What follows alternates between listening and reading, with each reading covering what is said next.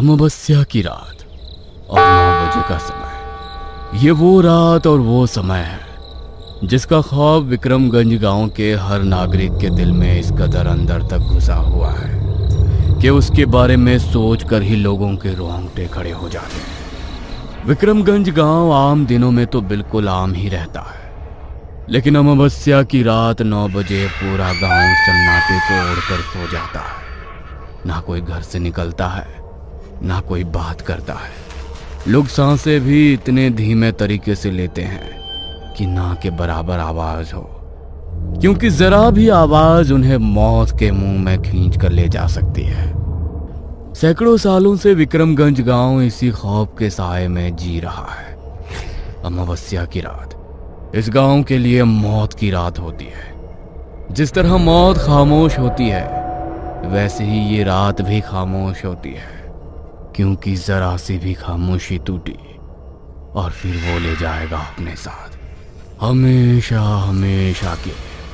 और फिर सुबह मिलेगी लाश, ऐसी भयानक लाश जिसे देखकर पता ही नहीं लगेगा कि इसका सिर कहाँ है और धड़ कहाँ है। सुनने में तो अविश्वसनीय लगता है, लेकिन है ये 100% सत्य है।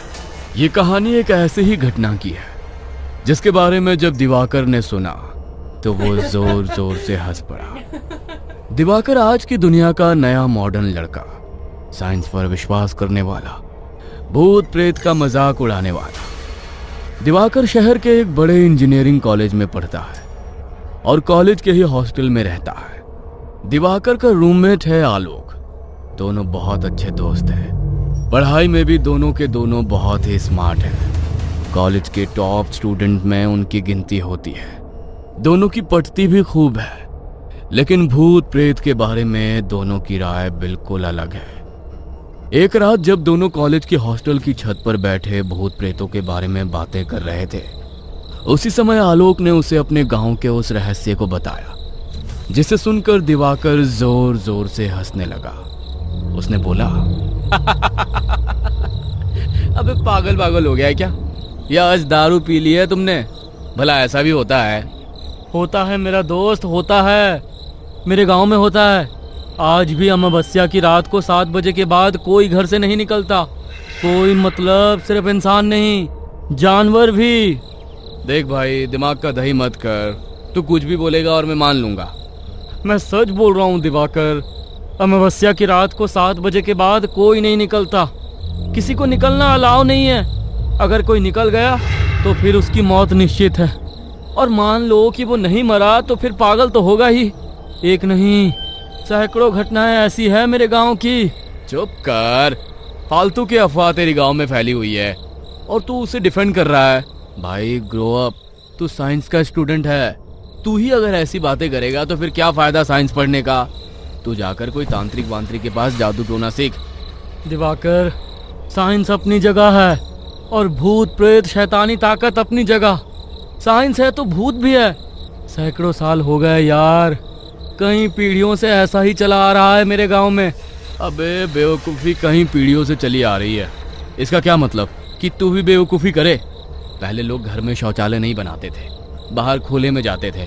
वो कहते थे कि घर में भी भला कोई शौचालय बनाता है? अरे इससे नकारात्मक ऊर्जा घर में आएगी। पर बोल, ऐसा होता है क्या? शौचालय से नकारात्मक ऊर्जा आती है क्या? नहीं ना। पीढ़ियों पहले जो हमारे बुजुर्ग गलती करते थे उसे हमने सुधारा ना। दोस्त, तुम लोगों को भी उस अफवाह को भूलकर, पुरानी पीढ़ियों की बातों को भूलकर नया कुछ करना होगा। अमावस्या हो या पूर्णिमा, कोई फर्क नहीं पड़ता यार। 9 बजे के बाद निकल, घंटा कुछ नहीं होगा। यह कहकर दिवाकर एक बार फिर से हंस पड़ा, जोर जोर से हंस पड़ा। उसकी हंसी इतनी तेज थी कि हॉस्टल की छत पर बैठे 2-3 लड़के पलटकर उसकी तरफ देखने लगे। आलोक चुपचाप उसे देखता रहा। कुछ देर बाद उसने बस इतना कहा, देख यार, कुछ चीजें मजाक में नहीं उड़ाई जाती, क्योंकि शैतानी ताकतें उन्हें देखती है जो उनके अस्तित्व पर सवाल उठाती है। चल बे, फालतू बात मत कर, पट्टू कहीं का। मैं फट्टू नहीं हूँ यार, जो देखा है वो बोल रहा हूँ। अच्छा ठीक है, तो एक काम कर, मैं इस बार चलता हूँ तेरे गांव अमावस्या के दिन, और 9 बजे घूमने निकलूंगा। तो फिर शुरू हो गया। मैंने बोला ना कि वहाँ खतरा होता है उस दिन। दिवाकर फिर हंसा। तुझे क्या लगता है कि मैं 9 बजे घूमने निकलूंगा तो कोई भूत आएगा और मुझे उठा ले जाएगा? आलोक ने बहुत धीरे से कहा। अगर तू 9 बजे के बाद बाहर निकला तो शायद। दिवाकर ने उसकी बात पर उसे एक बार फिर घूर कर देखा और कहा, चल फिर ये रही डील। मैं चलूंगा तेरे साथ तेरे गांव और 9 बजे के बाद गांव में घूमूंगा भी। आलोक कुछ सेकंड तक उसे देखता रहा, फिर बोला, ठीक है। 2 दिन बाद ही अमावस्या थे।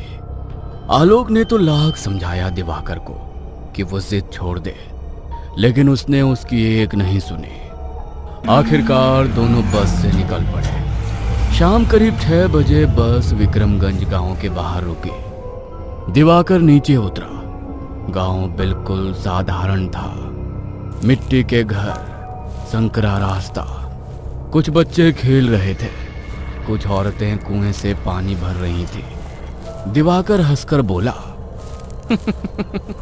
यही है वो हॉरर गांव, 9 बजे वाला गांव। यहाँ पर तो सब नॉर्मल है भाई। आलोक ने जवाब नहीं दिया, बस बोला, अभी शाम है। धीरे धीरे सूरज ढलने लगा और जैसे ही घड़ी 7 के करीब पहुंची, गांव बदलने लगा। लोग जल्दी जल्दी घर के अंदर जाने लगे। दरवाजे बंद, खिड़कियां बंद। बाहर खेल रहे बच्चे अचानक गायब। दिवाकर को यह सब थोड़ा अजीब लगा। उसने पूछा, इतनी जल्दी सब घर क्यों जा रहे हैं? आलोक ने धीरे कहा, नियम है। किसका नियम? गांव का। दिवाकर हंस पड़ा। रात के 8:40 हो रहे थे।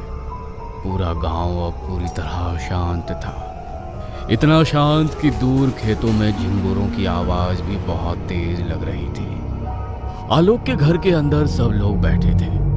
कोई बात नहीं कर रहा था, कोई मोबाइल नहीं, कोई आवाज नहीं।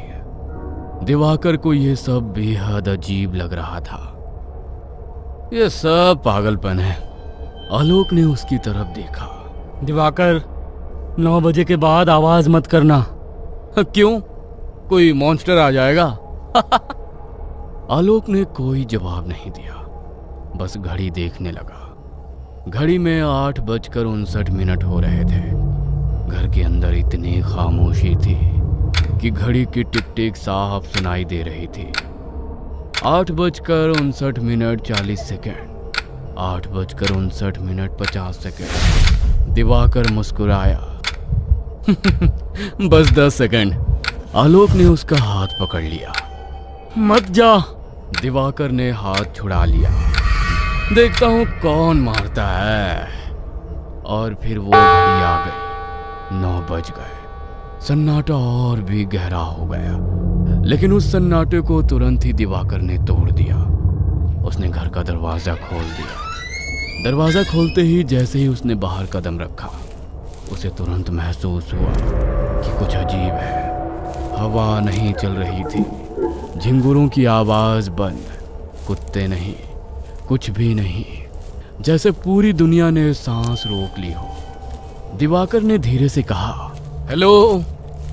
उसकी आवाज गांव में गूंज गई और उसी पर दूर कहीं से एक बहुत धीमी आवाज आई, जैसे कोई बहुत दूर से उसकी आवाज की नकल कर रहा हो। हेलो। दिवाकर रुक गया। उसने सोचा शायद गूंज होगी, लेकिन गांव में गूंज इतनी देर से नहीं आती। पहली बार उसे डर तो लगा, लेकिन डर को उसने अपनी जेब में डाला और वो आगे बढ़ा।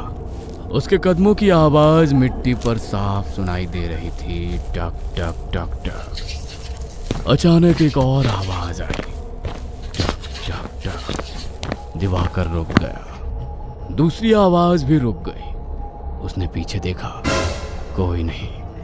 उसने फिर कदम बढ़ाया, टक टक टक। और फिर वही दूसरी आवाज, टक टक टक। अब उसे समझ आया, कोई उसके पीछे चल रहा है, लेकिन दिख नहीं रहा। दिवाकर ने हिम्मत करके जोर से कहा, अब जो भी है सामने आ। कोई जवाब नहीं मिला, लेकिन ठीक उसी पर उसके बिल्कुल कान के पास किसी ने फुसफुसाया, आवाज मत कर। दिवाकर झटके से उठा, लेकिन कोई नहीं था। उसका दिल अब थोड़ा तेज धड़क रहा था। उसने खुद को समझाया, माइंड गेम है। वो आगे बढ़ा। गांव का रास्ता पूरी तरह खाली था, लेकिन अचानक उसे महसूस हुआ कि कोई उसे देख रहा है। कई लोग, कई दिशाओं से, लेकिन जहां भी वो देखता वहां कोई नहीं था। अब इन अजीब घटनाओं के बीच भी दिवाकर चलता जा रहा था। चलते चलते वो गांव के मंदिर के पास पहुंचा। मंदिर का दरवाजा बंद था। उसने दरवाजे पर हाथ रखा और उसी पर मंदिर के अंदर से किसी के हंसने की आवाज आई। बहुत धीमी लेकिन अजीब सी हंसी थी वो। उसने ऐसी हंसी कभी नहीं सुनी थी। दिवाकर का हाथ वहीं रुक गया। उसने धीरे से कहा, कौन है? कोई जवाब नहीं मिला, लेकिन अचानक मंदिर की घंटी अपने आप हिल गई। बस एक बार, और फिर सब कुछ शांत हो गया। दिवाकर के चेहरे पर अब डर अपनी ताकत दिखाने लगा था। उसका चेहरा पीला पड़ रहा था, लेकिन उसने किसी तरह खुद को काबू किया और खुद को संभाला और बोला, ये सब हवा है, हवा के कारण हो रहा है ये सब। जैसे ही उसने ये कहा, पीछे से वही आवाज आई, दिवाकर ये सुनकर शॉक्ड हो गया। लेकिन वहां तो कोई नहीं था, लेकिन उसे अब साफ महसूस हो रहा था कोई उसके बहुत पास खड़ा है, बहुत पास, इतना पास कि अगर वो हाथ बढ़ाए तो छू सकता है। उसने धीरे से कहा, कौन हो तुम? कोई जवाब नहीं, लेकिन अचानक उसके बिल्कुल सामने मिट्टी में पैरों के निशान बनने लगे, एक एक करके, जैसे कोई अदृश्य चीज उसकी तरफ चल रही हो। टक टक टक। निशान उसके सामने आकर रुक गए। अब वो चीज ठीक उसके सामने खड़ी थी, लेकिन दिख नहीं रही थी। दिवाकर की सांसें तेज हो गई। उसने कांपते हुए कहा, तुम क्या हो? कुछ सेकंड तक खामोशी रही। फिर अचानक चारों तरफ से आवाजें आने लगी। बहुत सारी आवाजें, धीमी, टूटी हुई और भयंकर आवाज। ऐसी आवाज जिसे सुनकर किसी की भी पैंट गीली हो। दिवाकर के माथे पर पसीना आ गया। अब उसे समझ आ रहा था कि गांव वाले क्यों चुप रहते हैं, क्योंकि यहाँ कुछ है जो आवाज सुनता है। अचानक पीछे से किसी ने जोर से उसका नाम लिया, दिवाकर। वो तुरंत पलटा। वहां आलोक खड़ा था। उसने बोला, अंदर चल। दिवाकर ने राहत की सांस ली। यार तू डर गया क्या? आलोक ने उसका हाथ पकड़ लिया। जल्दी चल। लेकिन जैसे ही दिवाकर ने उसका हाथ पकड़ा, उसे कुछ अजीब लगा। आलोक का हाथ बहुत ठंडा था और बहुत लंबा। दिवाकर ने नीचे देखा और उसी पर उसकी चीख निकल गई। वो आलोक नहीं था। उसका हाथ सामान्य से 2 गुना लंबा था और चेहरा बहुत ही विभत्स, बहुत ही भयंकर। वो चीज धीरे से बोली, आवाज। क्यों की आवाज? पता था ना कि आवाज करना मना है। दिवाकर पीछे हटने लगा। अब पूरे गांव में हर तरफ से वही आवाजें आ रही थी। आवाज, आवाज, आवाज। क्योंकि आवाज, पता था ना कि आवाज करना मना है।